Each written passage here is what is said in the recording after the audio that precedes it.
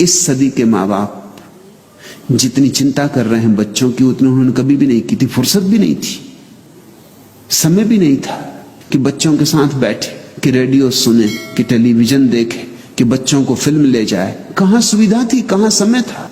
रोटी रोजी पूरी नहीं हो रही थी। बच्चे जल्दी ही प्रौढ़ हो जाते थे। ये तुमने ख्याल किया? अभी भी गांव के बच्चे जल्दी प्रौढ़ हो जाते, क्योंकि छोटी सी बच्ची चली पिता का भोजन लेके खेत की तरफ।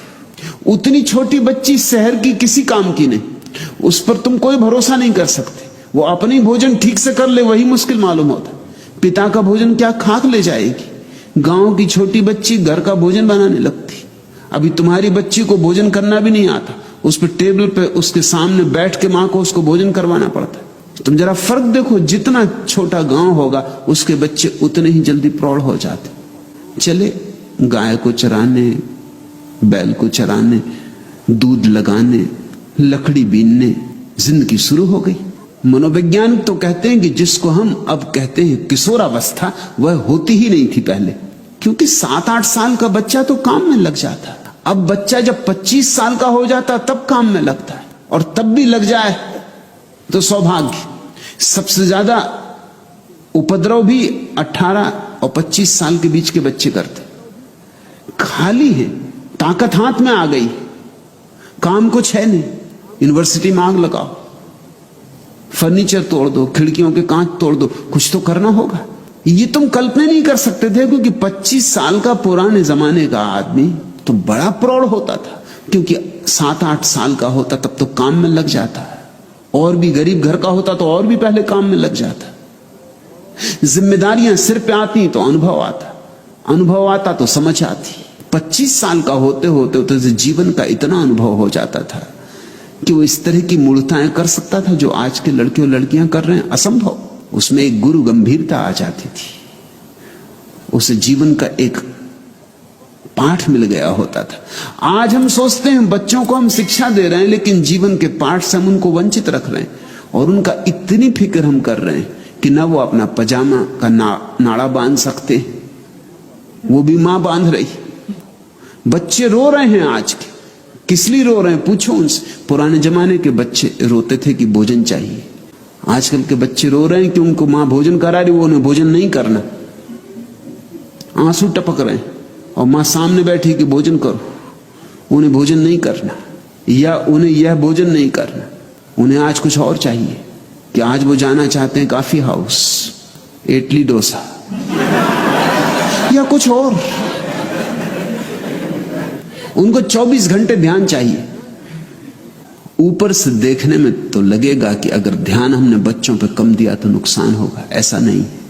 और भी एक बात तो उससे कहूं कि अक्सर हम बच्चों पर ध्यान देते हैं जब बच्चे बीमार होते, परेशान होते, रुग्ण होते। वैज्ञानिक हिसाब से जब बच्चे रुग्ण होते हैं, परेशान होते हैं, बीमार होते हैं, तब बहुत ध्यान नहीं देना चाहिए, क्योंकि ध्यान का गलत संबंध जुड़ रहा है। बच्चा बीमार है तब मां उसके पास बैठकर सिर दबा रही। अब जब भी इस बच्चे को भविष्य में सिर दबाना होगा, ये बीमार हो जाएगा। बच्चों पर जब वे रुग्ण हो तो उनकी सेवा करना, लेकिन ध्यान मत देना। इन दोनों में बड़ा भेद है। जो जरूरत हो अपेक्षा पूरी करना, उनकी दवा की जरूरत हो दवा दे देना, उनको कंबल ओढ़ाना हो कंबल ओढ़ा देना, लेकिन ज्यादा उनकी खुशामद मत करना। कहीं ऐसा ना हो कि तुम्हारी खुशामद उनके भीतर बीमारी में न्यस्त स्वार्थ बन जाए। कहीं ऐसा ना हो कि उनको लगने लगे कि जब भी ध्यान चाहिए हो तो बीमार हो जाने से मिलेगा। मनोवैज्ञानिक कहते हैं कि दुनिया में 70% बीमारियां मानसिक है। 70% बड़ा अनुपात है, और ये 70% बीमारियां ऐसी हैं जो तुम चाहते हो कि हो जाएं। तुमने देखा परीक्षा के वक्त बच्चे बीमार हो जाते। परीक्षा के वक्त सारी दुनिया में बच्चों की बीमारियां एकदम बढ़ जाती, क्योंकि बीमारी सुगम उपाय है बचने का। परीक्षा देने की जरूरत नहीं, बीमार है। या अगर देनी भी पड़ी परीक्षा और पास ना हुए तो भी कोई ये नहीं कह सकता कि कोई हमारी भूल हुई, बीमार थे। या अगर तृतीय श्रेणी में आए तो भी चलेगा, क्योंकि बीमार थे, क्या कर सकते हो। ये तो बीमारी बड़ी तरकीब बन गई। बीमारी के साथ संबंध जोड़ लिया स्वास्थ्य की बजाय। मेरी अपनी देशना तो यही है कि जब बच्चे स्वस्थ हों, चाहो तो उन पर थोड़ा ज्यादा ध्यान दे देना, मगर जब बीमार हो तो ज्यादा ध्यान मत देना। ध्यान को स्वास्थ्य से जोड़ने दो। जब बच्चे मस्त हों, आनंदित हों, उनको गले लगा लेना, लेकिन जब बीमार हो तब कंबल ओढ़ा कर उनको सुला देना। ये कठोर मालूम पड़ेगा, ऊपर से तो कठोर साफ ही लग रहा है, लगेगा कि मैं कोई उल्टी बातें सिखा रहा हूं। ऐसे में उल्टी ही बातें सिखाता हूं। लेकिन जब बच्चा बीमार हो तब उसे कंबल ओढ़ा के सुला देना, दवा पिला देना, बस ऐसे जैसे नर्स करती। उस वक्त मात्र तो मत दिखलाना, सुविधा हो तो नर्स ही रख देना, वो ज्यादा अच्छा।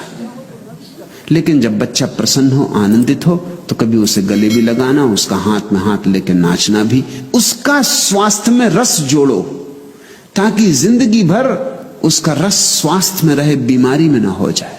दुनिया की 70% बीमारियां समाप्त हो सकती हैं अगर हम बच्चों का संबंध स्वास्थ्य से जोड़ दें।